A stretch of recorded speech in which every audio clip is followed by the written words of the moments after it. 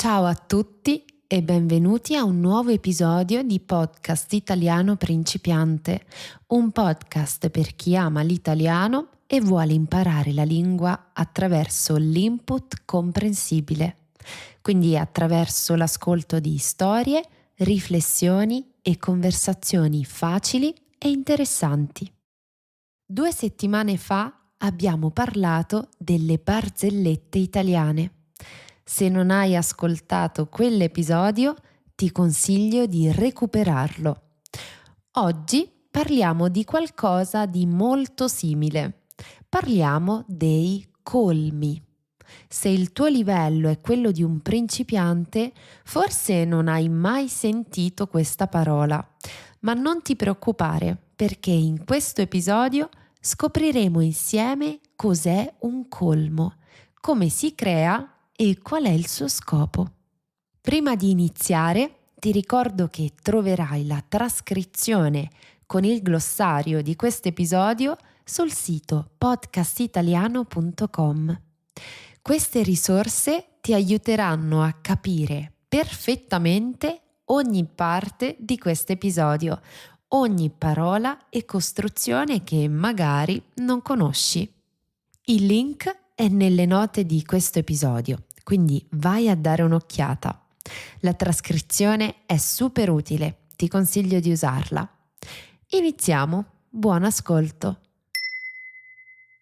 Come abbiamo detto 2 settimane fa, una barzelletta è generalmente una piccola storia.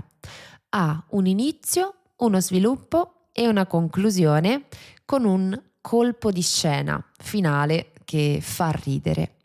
La comicità viene dall'insieme degli eventi, dai personaggi, dalla narrazione fino alla battuta finale. Il colmo, invece, è molto più concentrato. Di solito è una sola frase. La comicità nasce dal contrasto tra il significato letterale e l'uso paradossale o ironico della parola.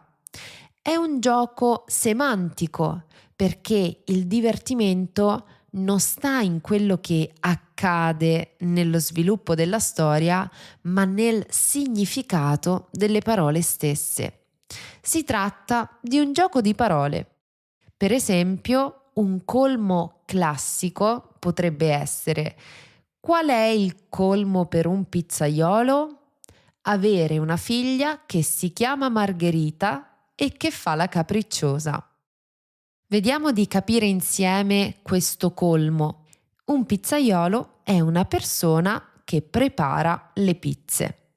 La margherita e la capricciosa sono 2 tipi di pizza molto famosi in Italia. La prima è la pizza classica italiana, semplice, pomodoro, mozzarella e basilico. Infatti, fai attenzione, spesso negli Stati Uniti sento che le persone la chiamano margarita, come il cocktail, però questa pizza si chiama margherita con ghe.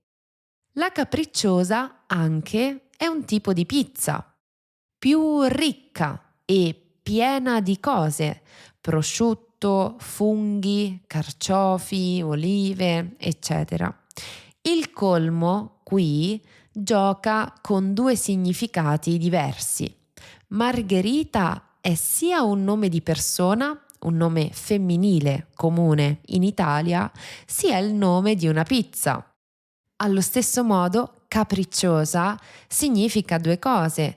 Può essere il tipo di pizza, ma anche un aggettivo. Capricciosa, capriccioso si usa per una persona che fa i capricci, cioè che si comporta in modo viziato e infantile. Ad esempio, se un bambino vuole un giocattolo e inizia a urlare nel negozio e a piangere, sta facendo i capricci, è capriccioso. Allo stesso modo, se una bambina non vuole andare a casa mentre sta giocando con i suoi amichetti al parco e inizia a piangere e urlare, sta facendo i capricci, è capricciosa. Quindi avere una figlia che si chiama Margherita, come la pizza, e che è capricciosa, come il nome della pizza, è il colmo di un pizzaiolo. Il colmo è quindi un paradosso, una situazione assurda, piena di assurdità, è il limite, l'apice dell'assurdità. Non a caso la parola colmo in italiano è anche un aggettivo. Colmo, colma significa pieno, piena. Ad esempio possiamo dire il bicchiere è colmo d'acqua. Dunque, torniamo al colmo inteso come battuta divertente. Un colmo è quindi una frase basata su un gioco di parole che racconta una situazione assurda, piena, colma di assurdità. E il colmo crea un effetto comico, perché il nostro cervello capisce subito il paradosso, il doppio senso linguistico. Insomma, un colmo è una gemma di umorismo semantico, cioè legato al significato delle parole. Per capirlo, quindi, bisogna conoscere bene la lingua. Questo rende, secondo me, i colmi un ottimo metodo di apprendimento del lessico di una lingua. Per raccontare un colmo, inoltre, si usa sempre la stessa struttura. Qual è il colmo per?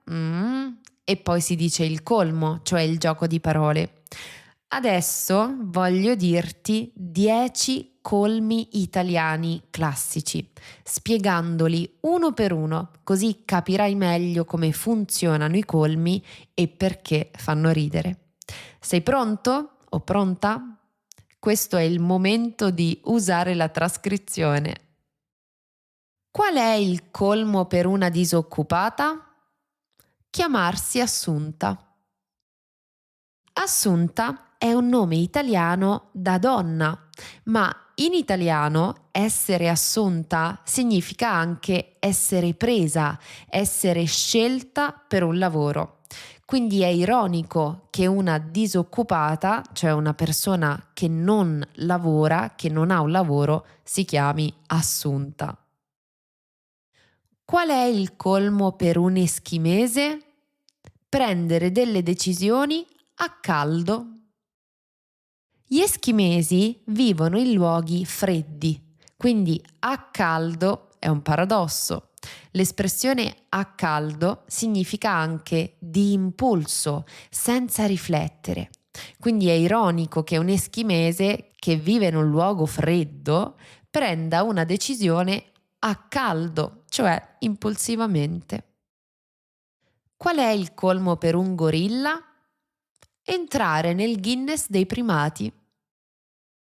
Primati è il gruppo di animali mammiferi da cui si è evoluto l'uomo, gruppo a cui appartiene il gorilla.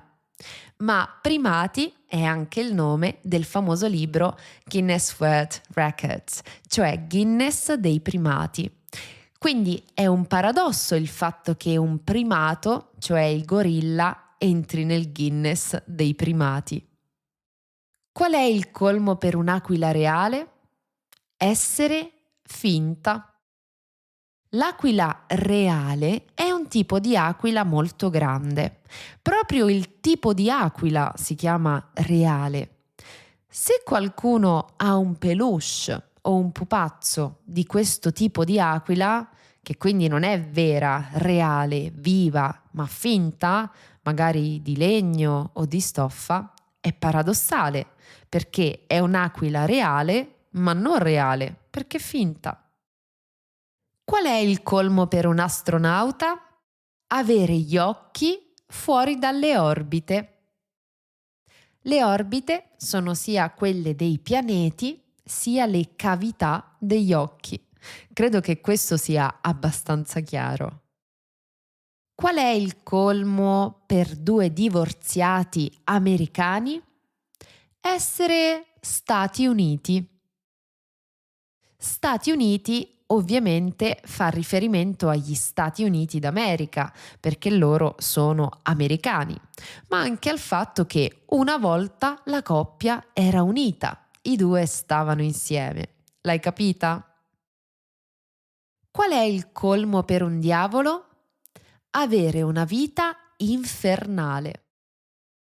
Il diavolo vive già all'inferno, quindi dire che ha una vita infernale, cioè difficile, orribile, brutta, è ironico, è ovvio e assurdo allo stesso tempo. Qual è il colmo per un cane?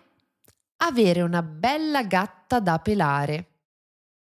Avere una gatta da pelare è un modo di dire, un'espressione idiomatica che significa avere un problema difficile da risolvere. Ma qui c'è anche il gioco letterale, cane e gatta, cioè gatto al femminile. E arriviamo al nostro ultimo colmo. Qual è il colmo per una papera? Avere la pelle d'oca. Avere la pelle d'oca significa avere i brividi, ovvero avere i peli del corpo dritti per il freddo o la paura, l'emozione. Allo stesso tempo, la papera e l'oca sono due animali simili. A questo punto l'immagine di una papera con la pelle d'oca è paradossale.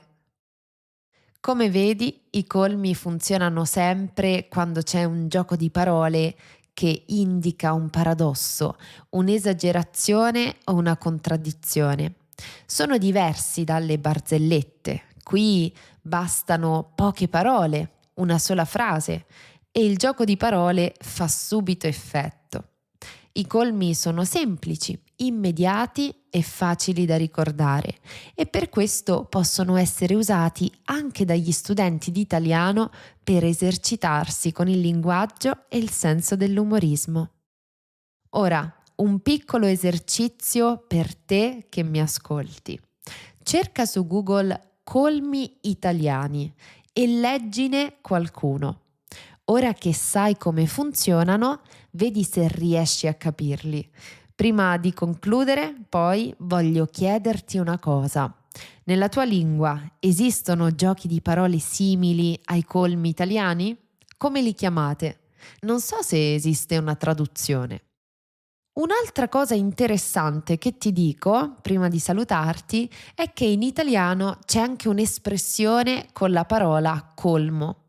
L'espressione è ma è il colmo, oppure ma questo è il colmo, detta con una voce un po' infastidita, diciamo.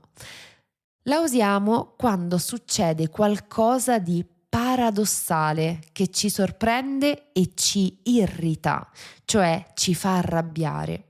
Immagina di avere una giornata davvero sfortunata.